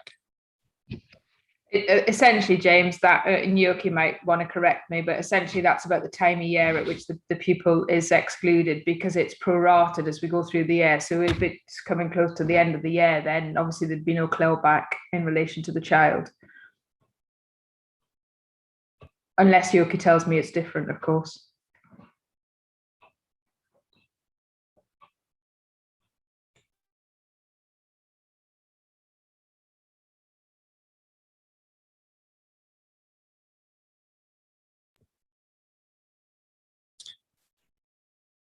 Yeah, if it is that, I mean, only thing I'm slightly wary of is the rules of unintended consequences. Does that mean it is better to exclude a student in July because there's 0 clawback than it is in September because it will be £12,500?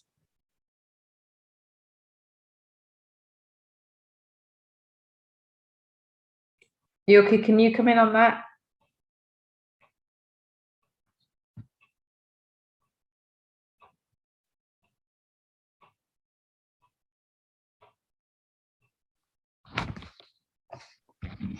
I'll have to check with Imtiaz on that, and I'll come back to you in the next schools forum.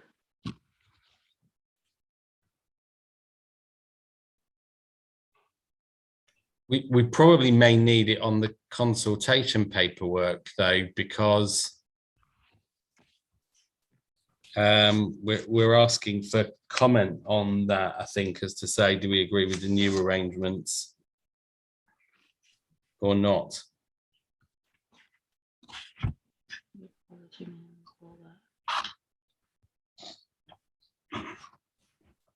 I think what has to happen as well, James, which is in Imtiaz's paper, that the full policy would need to be approved. So this again is indicative that we move towards a funding formula which is per pupil based rather than a flat rate. I think it is in the paper in terms of the risk. So pupils that are excluded soon after the 1st of April.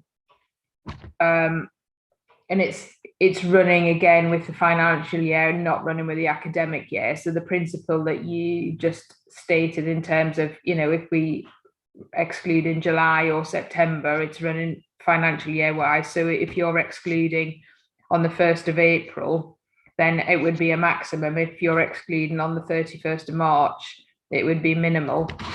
But I think the challenge is less about the time in the year. I think the challenge is also about the income that is generated per pupil to the school, as opposed to just a flat fee.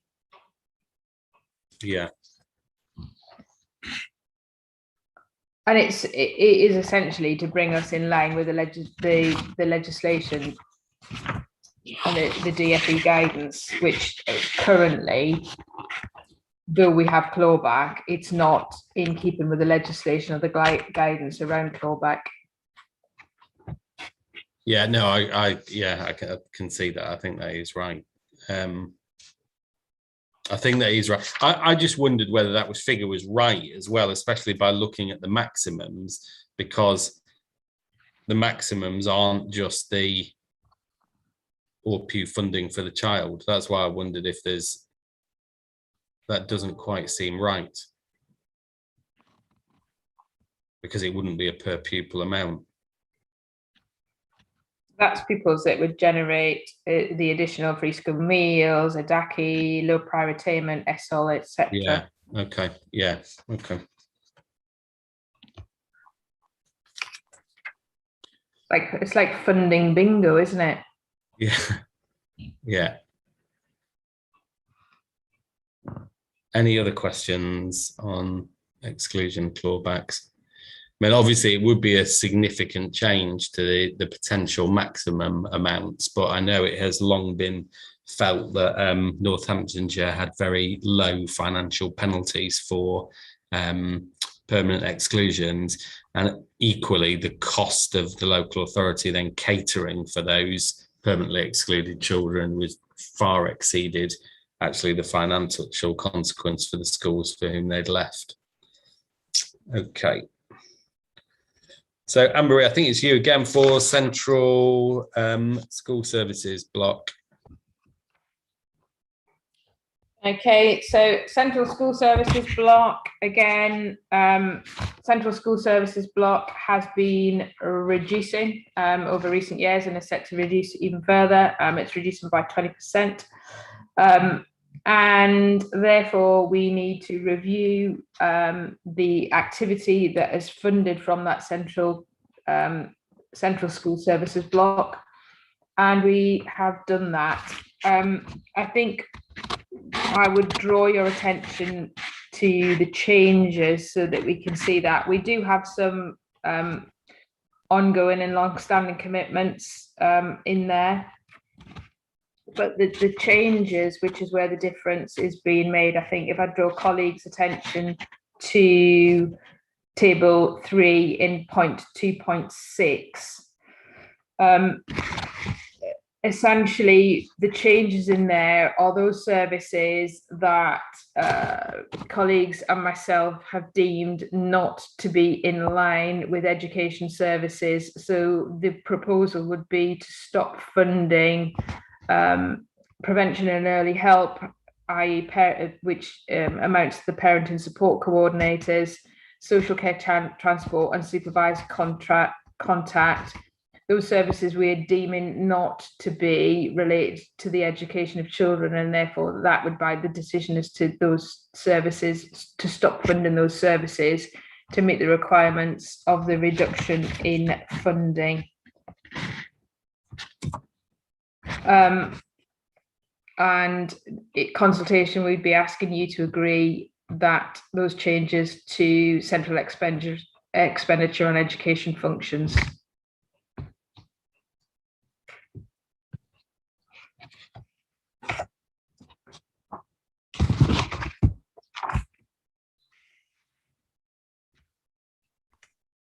Any questions on that?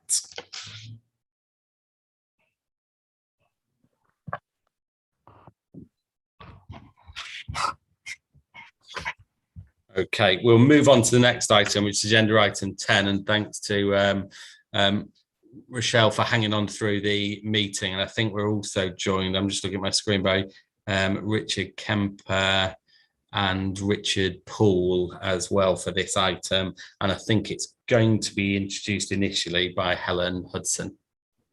Thank you, Chair. Yes, I'll be brief to give trade union colleagues an opportunity to speak, but the report that you've seen in summary is about recommendation for trade union facility time and a pooled arrangement within schools. The alternative to pooled arrangement is for individual schools to arrange their own trade union facility time.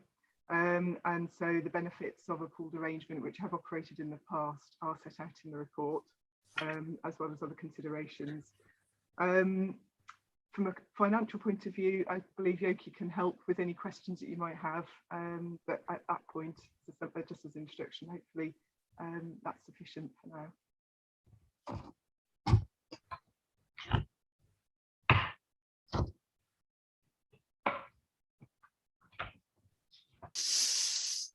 And trade union colleagues, is there anything that you wish to say at the outset, or do we want to move to questions?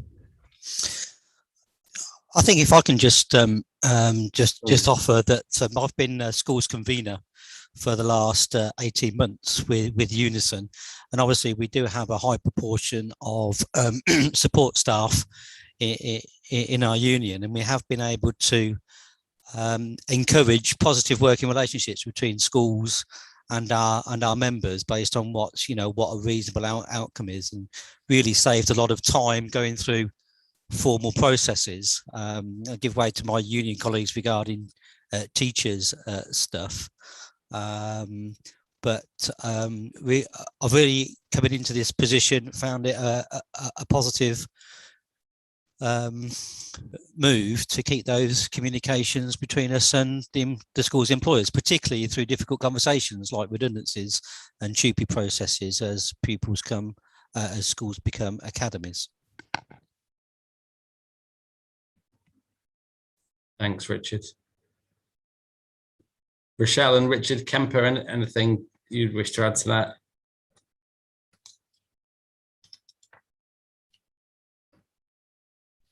Yeah, I think on Appendix 2 on page 128, I think where the arguments in favour of keeping the pooled arrangements, the pooled facility time, I think that the arguments are well rehearsed. I think we've got pretty good relationships. We've got pretty experienced lay officers and paid officials that are working with schools and members throughout the county. And I think where the proposal to keep the current rate of £2.10, I think is, I suppose, pretty reasonable given the financial conditions at the moment. So that's is one of the bullet points under Appendix 2 on page 128. So I think the arguments are pretty well rehearsed. Local lay officers and union officials know the schools, know the members, know local agreements, and I think that that experience is invaluable. So I think really, unless Rochelle wants to add anything to it, I think we're sort of open for questions. Thank you, Richard. I would only echo yourself and Richard. GMB at the minute haven't got a schools convener, but we think we might have one who's ready for stepping forward. But I can see the work that's been done and in schools since we've had this funding, and I can only support it wholeheartedly. Right, does any forum members have any questions?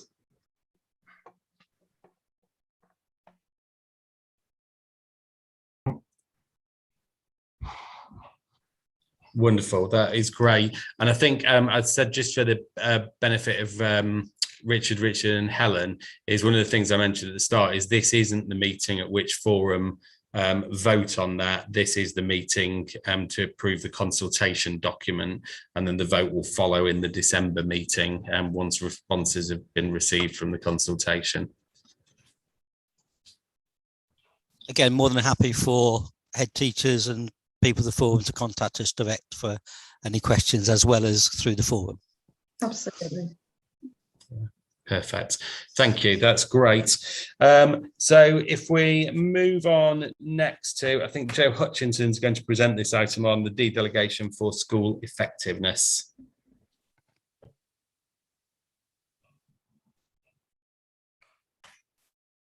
Hi, Joe. I think you might be muted.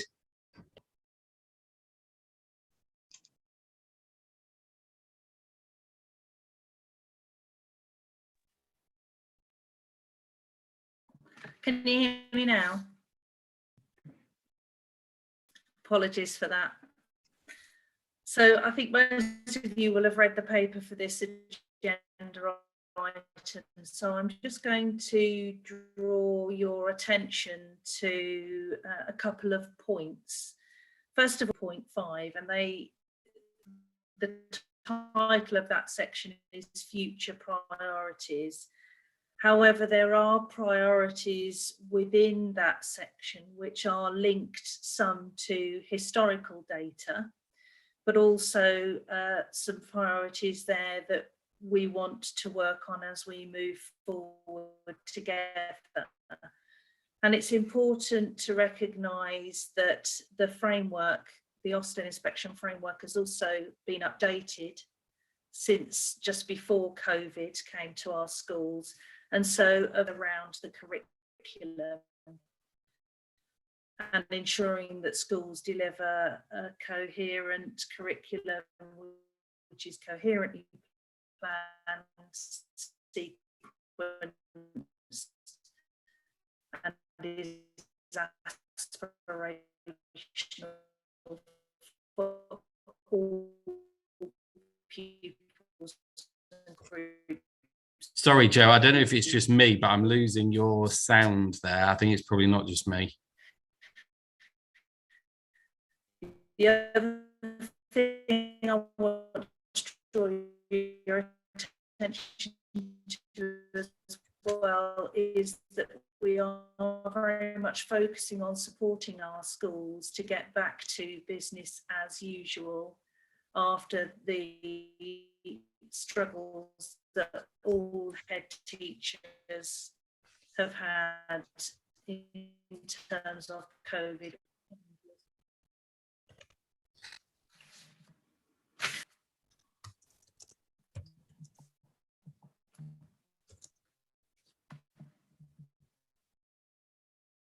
I'm not sure if we've lost Joe altogether there. I'm never sure whether it's me or everybody. I think looking at the chat, it is everybody.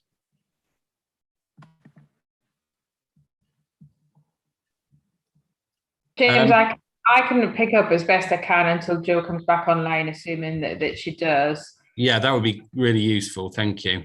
So on the assumption that colleagues have read the paper, what we're looking at here is a proposed rate of £15 per pupil in terms of the consultation, and understanding, again, the consultation is open to colleagues to determine what they think would be appropriate.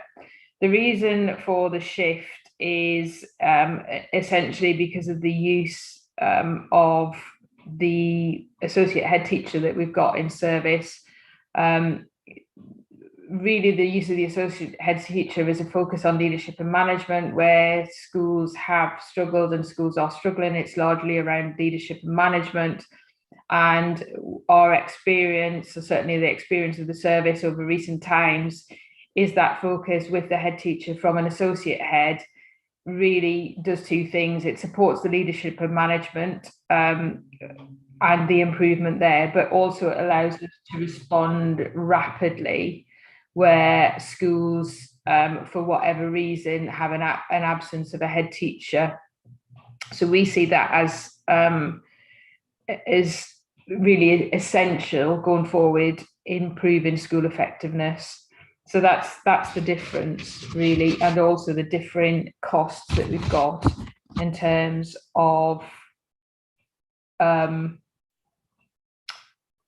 school effectiveness more generally. But I'm happy to take any questions and answer them best I can.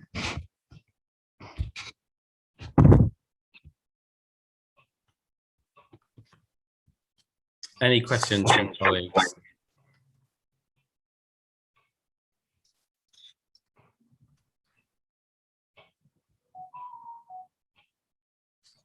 Okay, I suggest we move on. Anne-Marie, yourself again, it's delegation regarding redundancy costs. When I bring my colleagues in, James, they can't even answer the question. So I might just leave them at home in future and come by myself. So delegation costs, in a nutshell, again, this is a pot that's held centrally, which supports schools where they need to make redundancies. Essentially, the proposal is that schools would access up to 25% of the redundancy costs, and it would step in where schools can't afford those redundancy costs themselves. I'm sure Yoki might want to correct me if I've got any part of that wrong, but in a nutshell, that's what it is. And it's at a cost of £1.50, I think, is it? Yeah. It was reduced last year from £5 to £1.50, but the restructures that we've got mean that those numbers need to be changed, and Yoki can correct me on those.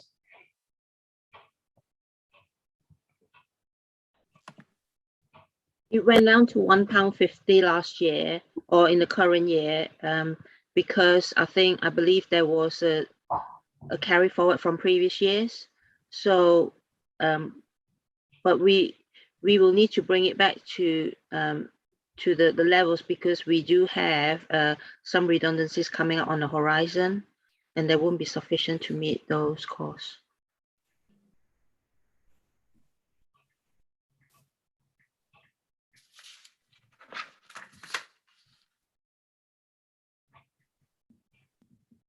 Sorry, Yoki, can you just say, I'm a bit unclear about that last bit, the costs we're anticipating requiring for that?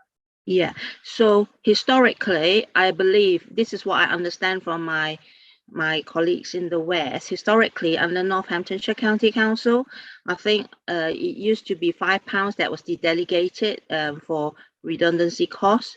However, for 21-22, because there was some carry forwards from previous years that was still unused, colleagues then brought schools forum agreed to bring the redundancy contribution down from maintained schools to £1.50 for 21-22. However, going forward, we need to bring it back to its original level, or resume to get it back to a level where we can actually meet the cost of the coming redundancies, because on the horizon we foresee we're going to have an amalgamation. There will be redundancies coming up, so we may need to obviously increase that rate back to what it was. Or in fact, I think £8 has been is it £8 or £8.50 has been proposed? £8. £8, yeah. £8, yeah. Yes, Pat. Can I ask into which type of establishment the redundancies are being anticipated? Is it into secondaries, into primaries, or into any other establishment? I believe this pot of money is only applied to maintained primary schools in NNC. I believe in the decisions that were taken, I think either last year or in January, the secondary sector did not participate in it, or chose not to be in it. So from what I can see in the budget setting papers, only the primary schools contributed to this pot. So, I mean, but you're anticipating a significant amount of redundancies within the primary sector in that case, yeah? Well, we're anticipating there may be, I'm not saying there is, there could potentially be, because there is going to be, I believe, an amalgamation on the horizon.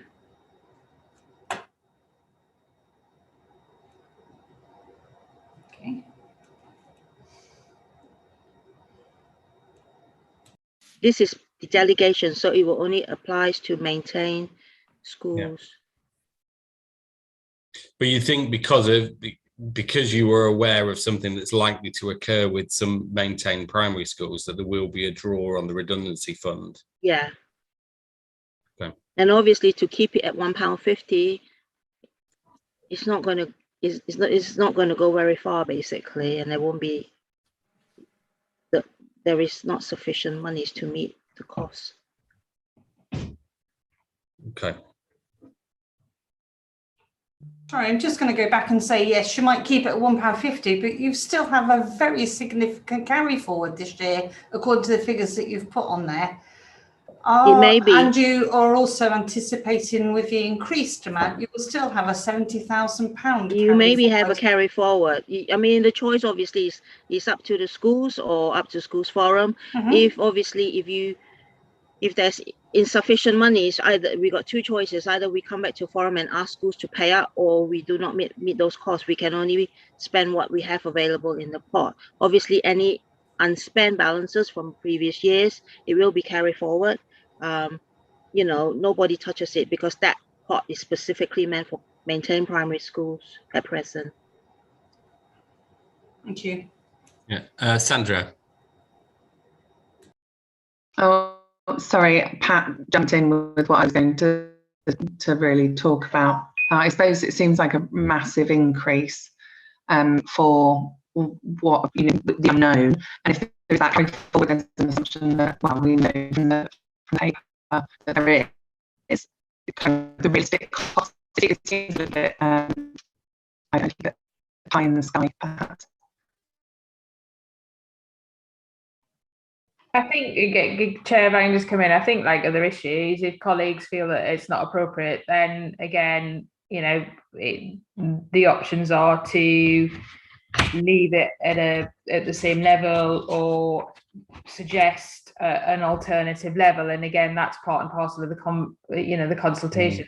This is kind of the start of a conversation, really, and I think it's well within, you know, the right and the opportunity for colleagues to say, no, we absolutely don't agree, we don't want to put anything, you know, any additional funds into there. And it's, you know, this is a starting point, of course, isn't it? We start with a conversation with a proposal that we think it could be this, and if colleagues don't agree, then it's not that. And, you know, the debate really will be when we have the results of the consultation, when we meet in December, and we look at what people have proposed and what they've suggested, and then we will, you know, we'll agree based on that consultation. But, you know, it's the start of a conversation. It's a proposal. It doesn't mean that that's where we will go with it. We'll share the results of the consultation, you know, at a later date, and we'll determine collectively, or you guys will determine collectively what you're comfortable with. And just a perhaps a hypothetical question: what would be the situation if maintained primary schools decided not to do that at all? Then the maintained primary schools would be picking up their own redundancy costs in full.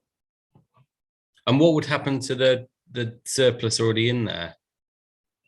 We will return it to the maintained primary schools in the proportion of the schools that participated. Yeah. Okay. And Yoki, I was going to just say, for information, really, I think the reason why Siobhan would probably be able to explain this better than I would, but the reason why maintained secondaries haven't historically participated is because a few years ago there were only two, and now there's only one. So it would in effect not work as a scheme with so smaller number of schools. Yeah.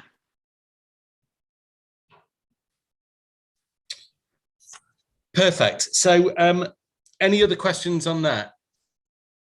So we're at kind of the return to item 4, really, which is the vote on the consultation document, and if we're happy for that to go out.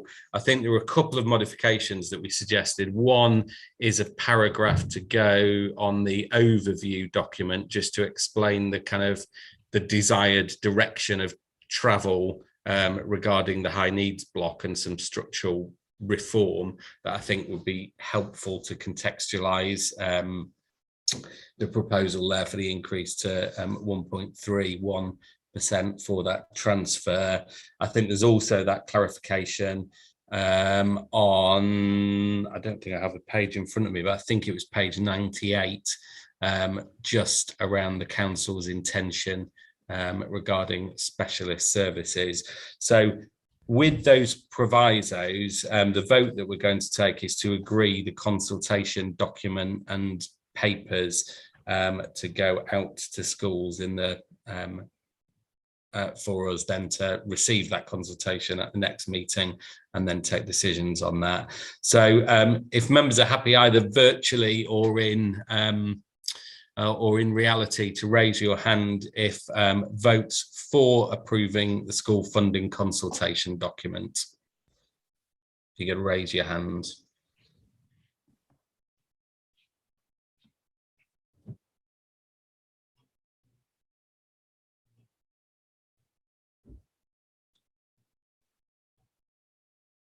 Have you got those, Raj? Is that okay? Great. And any votes against? And any abstentions? Perfect. We will call that unanimous. And thanks, Anne-Marie, and everybody for so much work in putting those documents together. I do think one thing that is really, really clear is it's really useful to have I think the way you've structured that in separate items and then each with their own question on the consultation document is actually a really helpful way of doing it. I think that works really effectively and is really clear. So thanks ever so much for putting the information in that format. So on to item 14, which is about meetings and the plan for that and essentially whether to continue remotely or not. I'm going to hand over to Raj for that. Yeah, so at the last meeting, we decided to have this as a standing item at every other meeting to just decide whether or not we want to continue with remote meetings. Obviously, as per government guidance, as a schools forum, we are legally allowed to continue meeting online rather than in person. But as I remember at the last meeting, I do believe some members felt it would be valuable to have a meeting at least maybe once or twice per year in person. Obviously, I've spoken to James and Paul about this, and I think the idea is to perhaps have this at the start of 2022. But yeah, I'd just like to open this up to members really and get some comments and maybe debate on whether or not we'd like to continue with the current way of working or, you know, do have some in-person meetings in the near future. So I'll open up to you, Chair.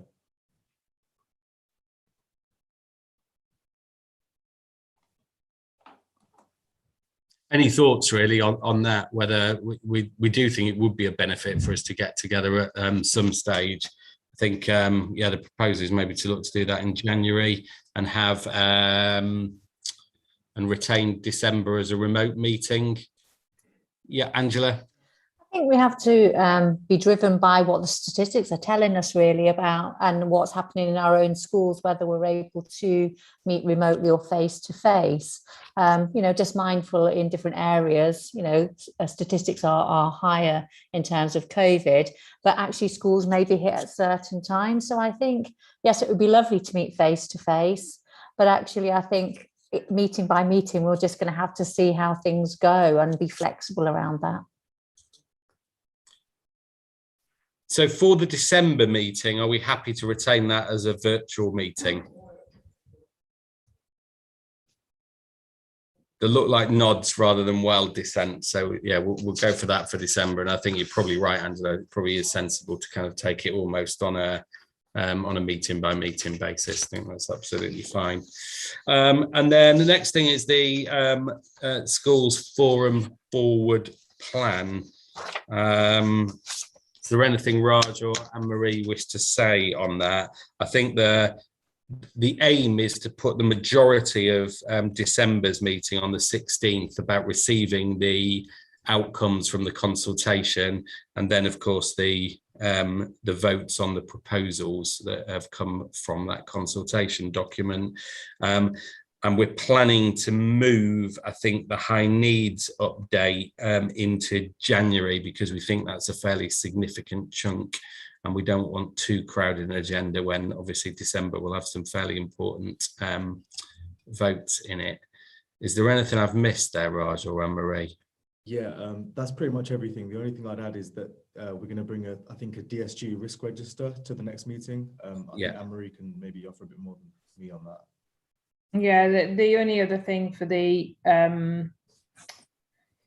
December meeting is hopefully we'll have and certainly Angela will be interested, we should have the early years funding formula by then, so we should have some more clarity on early years and what that looks like, which obviously we don't have to date. So if colleagues are happy, I know people wanted to talk about high needs, but I think given the detail that we'll need to get through in the December meeting about the outcomes of the consultation for all of the items that we've discussed today, I think I'd want to dedicate January to high needs, because there's a lot that we need to get through and a lot that we need to understand collectively on that. Also, it gives colleagues across the system longer to get a self-evaluation into place, and some subsequent meetings of the SEND Accountability Board, and I think that will feed into the conversation that we had with Schools Forum, picking up on the point that was made earlier by Rob about the whole system and what that looks like. So I think a detailed exploration of SEND and SEND funding in January would be timely. Yeah, perfect. Yoki. Okay, from a finance point of view, January meeting is a very key and important meeting, because that's when Schools Forum need to decide the final schools funding formula for primary and secondary schools. So although we may make a lot of the decisions in December for the underlying principles, of driving that formula, the actual formula needs to be agreed by Schools Forum in January, as well as the earliest funding formula as well. So once I get the settlement on Christmas Eve, I will work on that over Christmas and New Year, and then we will bring that paper back in the January forum, and Schools Forum will need to decide, because that's what I will need to submit to the DFE by the 21st of January.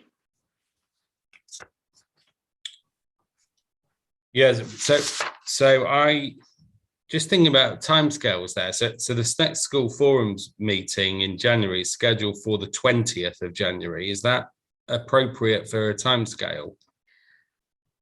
It's a difficult call, really. I mean, the deadline is for me to submit it by the 21st of January. Depending, I'm hoping, obviously, we would have made the decisions in principle. So when I run the actual budgets based on the actual numbers, there won't be a lot of surprises for Schools Forum come January. Obviously, it's all dependent on the October 21 census, because that's what that new the actual funding formula will be, will be driven by, as well as our settlement. Although it shouldn't change too much, the only bit the DFE have to yet give us is just the growth fund element for schools, and obviously tell us what the indicative early years figure is. And again, that's indicative, so it's not going to be, massive change, I don't think. So 20th should be doable.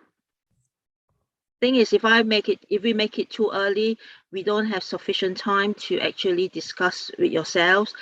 I don't know how you wish to obviously also run it in Northamptonshire, in previous local authorities I've been in. Schools Forum usually have what we call a schools funding review group, where we meet with a select group of School Forum members, before the actual School Forum meeting, who will probably have interest in having a deep dive into the actual numbers itself. You may wish to create that group, and we can meet prior that, just before that, so that any changes that you want to make can be made then, so that the final version will be presented to the January Schools Forum. Yeah, so we do have a process of pre-meetings for a fortnight before that meeting usually. So I guess that fulfills the same the function which you're discussing there. Yeah, I mean, if there is, I suppose what I would suggest is, if there is internally that yourself and Anne-Marie and decide that there is a need to move that date, then obviously it would be helpful to know in December. I think we'd be advised by yourselves on that, really. Yeah, like in the December meeting, I think Raj sent a pre-meet for the 2nd of December. It's too soon, because my consultation ends on the 3rd of December. So we need to shift that date because we wouldn't know the outcome yet, let alone have a pre-meet. Yeah, if I can just come in there, Chair. Yeah, I got your email, Yoki. We'll push that back probably by a week, I'd say, and then I'll send the details around for that. Yeah, that sounds sensible. So if we did it on the 9th rather than... Yeah, it will at least then give us, you know, not a lot, but some time to actually pull all the numbers together and really understand what schools are saying in order to get some papers together. Yeah, no, that's absolutely fine. So if we did the pre-meet there on the 9th of December and then at the 16th, and then perhaps at that meeting on the 9th, we can talk about, and just, if you're happy, then just to confirm that you think that the January date of the 20th is appropriate. Okay. Yeah, that would be great. Thank you. Perfect. I haven't been notified of any other business. Does anybody have any other items they'd like to raise? Yeah, Angela. Sorry, did I miss something at the beginning? Because I was just dealing with talking with a parent. Anne-Marie Dodds was going to give an update on early years as item 13, a verbal update. Yeah, Angela, we made some amendments in the agenda when we met at the pre-meet, and I think they weren't updated. So the decision we made in the pre-meet when I met with James and Paul is until we get the early years funding formula, then the update was really, there was no update. So that had or should have been removed from the agenda. So apologies that wasn't clear. Raj, can we just check in the pre-meet that we make any changes subsequently? Yeah, the agenda was updated on the website, so it should have. You can give us an update, Angela, though, if you want to. No, I don't really have an update other than the I've had an email come through from early education to say that following the recent confirmation, there will be a further 3 years of supplementary funding coming from maintained nursery schools. So it looks like the money will continue to come in with that additionality. So I was just be interested in the plans going forward, really. So I'm not asking for any response at this moment in time, but just that email's come through whilst we've been talking. Yeah. So and they're asking for us to complete a survey. So I'm sure they'll be asking about what is your local authority doing, what are their plans, etc. Mm-hmm. Yoki, do you want to come in there?